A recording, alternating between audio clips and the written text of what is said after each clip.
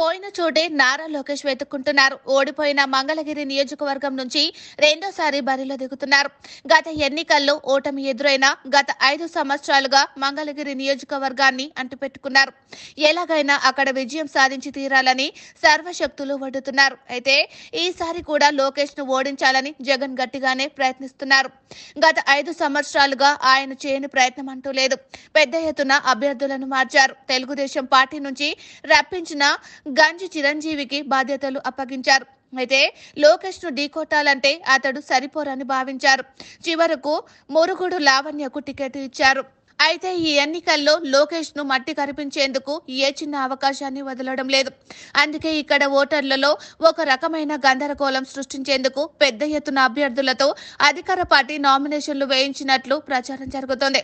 రాష్ట్రంలో ఎక్కడా లేని విధంగా లోకేష్ పోటీ చేస్తున్న మంగళగిరి నియోజకవర్గంలో ఏకంగా 65 నామినేషన్లు దాఖలు కావడం విశేషం. అక్కడ విపరీతమైన పోటీ ఉందని చెప్పడంతో పాటు ఓటర్లను కన్ఫ్యూజ్ చేసేందుకేనని విశ్లేషకులు అభిప్రాయపడుతున్నారు.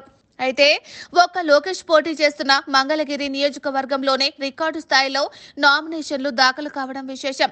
చంద్రబాబు పోటీ చేస్తున్న కుప్పంలో 22 నామినేషన్లు దాఖలయ్యాయి. పవన్ పోటీ చేస్తున్న పిఠాపురంలో 19, బాలకృష్ణ పోటీ చేస్తున్న హిందూపురంలో 19 నామినేషన్లు దాఖలు కాగా మంగళగిరిలో ఏకంగా 6 పదులు దాటడం ప్రాధాన్యత సంతరించుకుంది. లోకేష్ ను వారు ఏ స్థాయిలో టార్గెట్ చేస్తున్నారో అర్థమవుతుంది.